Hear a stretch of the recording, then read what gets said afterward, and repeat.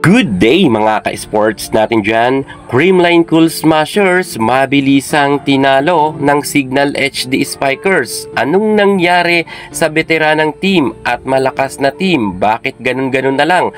Na straight set nga sila ng Signal. Ano ang nangyari sa mga malalakas na players ng Creamline Cool Smashers at bakit tila nawalan nga sila ng power at mukhang nawalan nga sila ng gana maglaro? Kahit ang mga star player nga nang nasabi nating CCS ay hindi nga nakaporma kay Lalong Isip at kay Erica Santos, at hindi rin natin makakaila na nadagdagan ng puwersa ang Signal matapos umariba rin ng puntos itong si Tin Tiamson. Ngayon, ating sisiyasatin at iisa-isahin kung saan ba nagkulang ang mga players ng Creamline Cool Smashers. Sino ba ang nagkulang dito at bakit sila napataob ng mabilisan ng Signal? Pag-uusapan natin to. Panoorin nyo ang ating vlog hanggang sa dulo para malaman nyo ang tunay at katotohanan na dahilan kung bakit natalo ang Creamline. Pero bago lahat, bago ka muna sa aking channel, subscribe na. Click ang ating notification bell para lagi kang updated sa lahat ng issue sa volleyball. Susunod na.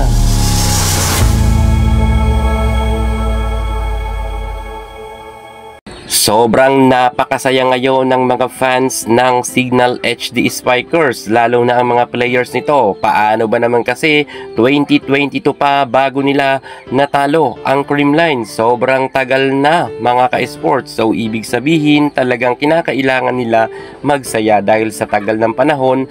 Sa wakas, natalo na nila ang Creamline Cool Smashers. Pero syempre, meron tayong mga iba't ibang dahilan kung bakit napataob ng mabilisan ang Creamline Cool Smashers. Lahat naman ng bagay ay meron dahilan kung bakit natatalo ang isang team. At pag-uusapan na nga natin ang pagkabigo ng Creamline Cool Smashers kung bakit hindi nga gumana ang kanilang mga veterana. Unahin na natin dito ang nag-iisa natin Phenom superstar Alyssa Valdez, na kung saan nagkaroon nga siya ng 9 na points.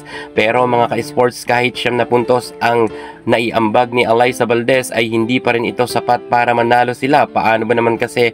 Ay sa totoo lang, kahit idol ko si Valdez, kitang-kita naman natin na sobrang dami niya rin error. Ang mga bola nga na papunta sa kanya ay hindi niya nare-receive ng maayos. Meron pa atang iniinda si Valdez. Kung kaya sana hindi na muna ito puwinersa. Pero gayunpaman, talagang talo talaga sila at hindi talaga sila nakaporma ngayon sa Signal. Hindi nga nagkaroon ng double digits itong si Alyssa Valdez. Gayon rin ang ating nag-iisang Darna na si Queen Gemma Galanza ay naka 8 puntos lamang ito. Bagamat palaban naman si Gemma, pero madalas nga siyang mablock at madalas rin siya magka-error. Kung kaya nga hindi rin siya naka double digits. Same sila ni Alyssa Valdez na outside spiker na hindi man lang ito naka double digit. Hindi kagaya nga ng mga spiker ng Signal na talagang nagkaroon sila ng double digits. Dito talaga nagkulang sila. At speaking sa nagkulang, ang kanilang middle blocker, middle attacker na si Sheena Turing ay nagulat nga tayo dahil madalas natin nakikita na talagang nagde-level up ang kanyang galawan sa loob ng court, pero ngayon nakatatlong puntos lamang siya kontra nga sa Signal HD Spiker. So ibig sabihin, hindi rin gumana itong si Sheena Turing dahil alam natin na minsan ay nagkakaroon nga siya madalas ng double digits. Siguro ay kinabahan rin itong si Sheena Turing, pero palaban naman siya at baka nanibago pa rin siya sa team ngayon. Pero magaling siya at matapang sa loob ng court. I hope na makabawi siya sa next game. Speaking naman sa ating baguhan, eto nga si Michelle Gamit, kapapasok pa lamang sa Creamline Cool Smashers. Ngunit ibinabad na agad ito ni Coach Sherwin Meneses at hindi nga rin masyado naging effective sapagkat nagkaroon lamang siya ng 4 na puntos. Pero sa tingin ko nag-a-adjust pa lang itong si Michelle Gamit dahil bago pa lang nga siya dito sa Creamline. Abangan natin ang kanyang paghalimaw sa loob ng court. Pero pinalitan naman sila ni Pangs Panaga, isa sa mga veterana na middle blocker, middle attacker ng Creamline, at marami nang napatunayan sa larangan ng volleyball. Pero hindi rin naging effective itong si Pangs Panaga. Nagkaroon lamang siya ng 1 puntos. Bagamat ramdam na ramdam talaga natin na kulang na kulang talaga sa puwersa ang Creamline Cool Smashers sa kasalukuyan. Pero syempre sabi nga ng iba, wag natin hanapin ang nawawala. Kung sino ang nasa loob ng court, sana yun ang pumuntos. Pero hindi nga ito nangyari. Kung saan nga ay si Rosemary Vargas ipinasok rin sa loob ng court kapalitan ng ating Phenom superstar Alyssa Valdez, ngunit nagkaroon lamang siya ng isang puntos. Talagang medyo inala talaga ang CCS sa totoo lang. Kahit nga ang kanilang magaling na si Loreline Bernardo na ang kanilang middle blocker opposite hitter ay hindi rin ito naging effective, kung saan ibinabad siyang saglit pero hindi nga siya nagkaroon ng puntos. Hindi kagaya noon kapag binababad siya, talagang nagsha-shine nga ang kanyang galawan sa loob ng court.